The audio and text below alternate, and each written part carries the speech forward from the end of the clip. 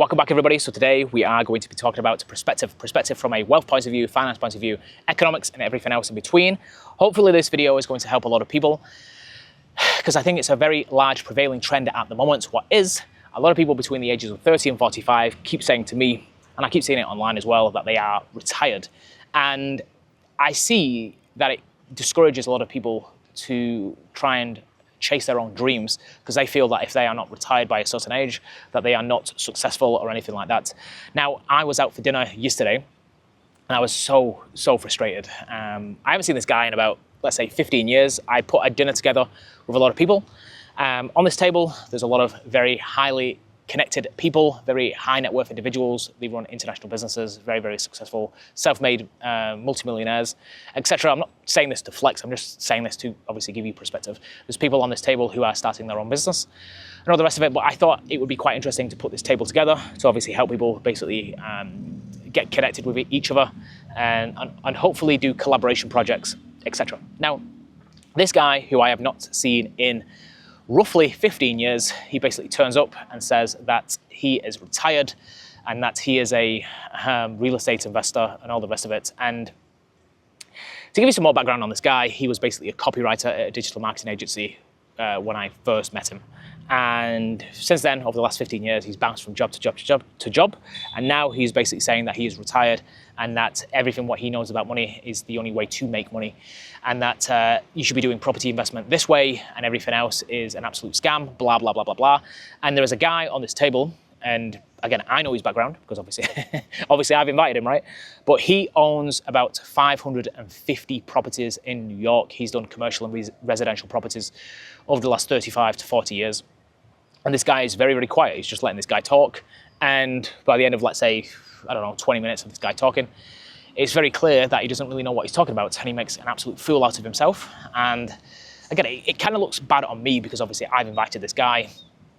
And there was another friend of mine who basically pulled me to the side and was just kind of saying to me, why is he so passive aggressive? Why is he so aggressive? Basically saying that people should listen to him because he has more money than everybody else, or he thinks that he has more money than everybody else, etc. So, and this is something else what I want to kind of talk on about as well. I'll talk about this shortly, but yeah, what a lot of these people at this dinner didn't know, and again, I'm sharing it here. You're probably going to see this video, by the way, but you know, it is what it is. But he has inherited about $500,000 over the last, let's say last 3 months. And since inheriting this money, obviously he's living this lavish lifestyle and all the rest of it. And I don't think it's something what a lot of people really pay attention to. What is inheritance?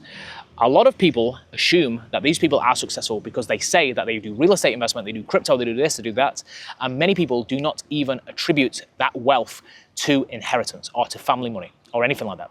And this is just something what I think is such a prevailing trend at the moment, specifically around these cohorts, this age bracket. What basically is, I am retired, and the only reason you are retired is because you've inherited a shed load of cash from the family, from your parents, from your grandma and granddad, from wherever. And obviously they are trying to live this lavish lifestyle online and basically convince a lot of people to basically buy their course. You should be buying my real estate course, how to do investments, how to do commercial property, residential property, blah, blah, blah, blah, blah.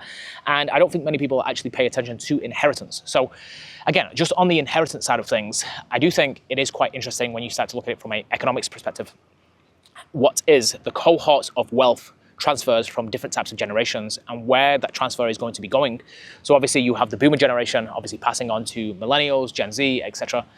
And what types of generations prefer different types of asset classes. So for example, millennials typically prefer digital assets. So obviously as money starts to flow from the boomer generation to the millennial generation, I do think there's going to be a very large trend in relation to allocation to digital assets because a lot of people basically feel very comfortable obviously owning Bitcoin. For example, I'm not saying that Bitcoin is going to go to the moon anytime soon, but I just think that this trend of wealth transfer as life starts to progress, this wealth transfer from boomers to millennials and obviously millennials to different types of asset allocations is going to be a very large trend going forward.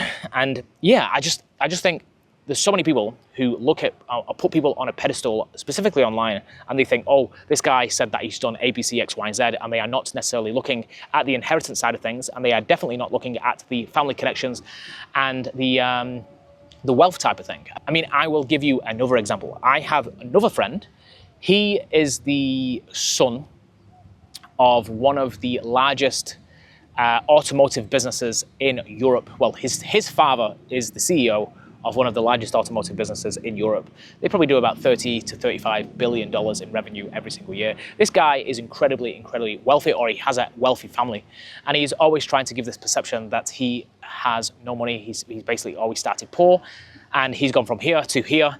And he doesn't necessarily want to talk about his family, or he doesn't want to talk about his wealth or anything like that. And again, this observation I find very fascinating, is because a lot of people who have a lot of money, or let's say a lot of family money, they are always trying to compete with their father. They typically are always looking up to their father.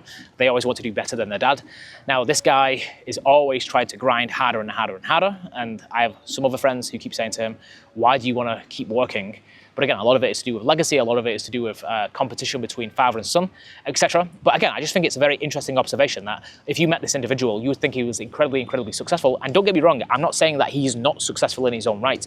I am just saying that when you are playing snakes and ladders and you land on a ladder, that obviously propels you forward quite aggressively. Now, on the idea of luck, this is something what I keep getting messaged on Instagram, just in relation to, saying that somebody is lucky is quite demoralizing. It comes across as being a little bit negative to a certain extent. If you said that somebody is lucky, it looks like you're quite bitter about their position.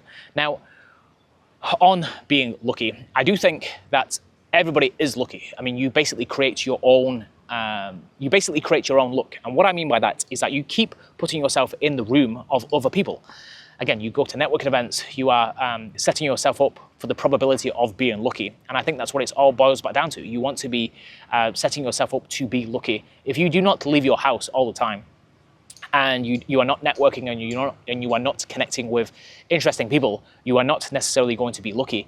You want to obviously put yourself in the position of being lucky. And this is basically what I mean by obviously saying that luck does play a bit of a role. But again, I think everybody is lucky in their own right. I mean, for example, it's like if you had 1,000 people, out of them 1,000 people who all start businesses, there is going to be some businesses who do become incredibly successful. Now, they might have a good product or anything like that, but typically they might have got lucky in terms of an introduction, in terms of, let's say, a manufacturer or whatever.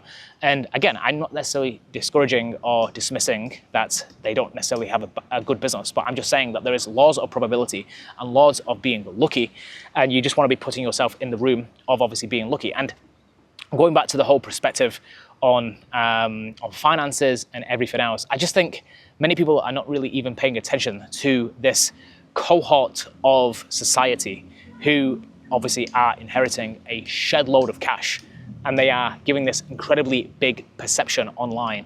Lamborghinis doing this, real estate, crypto, you name it, everyone's doing it, and they don't even consider that these individuals might have inherited a lot of cash. On the outside, people think, he's incredibly successful because he's saying he does A, B, C, X, Y, and Z, when in reality, he's basically just inherited a lot of cash, and people don't even think about it. And this is another interesting observation, is that everybody basically wants to give this perception that they are always started at the bottom, and now they're actually obviously here to a certain extent. Because again, it's not necessarily, I don't know how to correctly word it, but it's, obviously, if you know that somebody comes from a wealthy family and they've done exceptionally well, I don't think you would respect them as much. Whereas if somebody comes from the absolute bottom and that they've done exceptionally well for themselves, obviously the perception is, people really like that story. Do you like from rags to riches rather than from riches to riches to a certain extent? But anyway, hopefully this video has helped one or two of you. I do know that obviously when you're online and you are obviously on social media and all the rest of it, that the perception is that everybody is doing absolutely really good. And I would just say that the perception does not meet the reality. The reality of it is that a lot of these individuals might be subject to obviously inheritance, obviously family money and all the rest of it. Please just keep focused on your goals. Do not necessarily compare yourself to anybody else. Just write down the goals, what obviously relate to you the most, and just focus on that.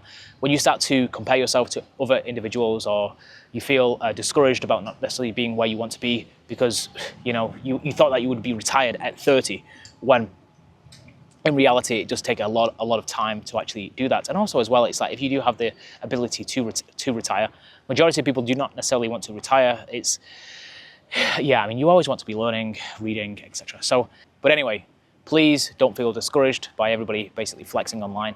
It's not what it is perceived to be. A lot of the reasons why a lot of these people are flexing is as a result of inheritance. And yeah, keep your head up, keep focused on your goals, and most importantly, to the 4 people who keep on supporting me, hope you're having a lovely day. Take care, all the best, bye-bye.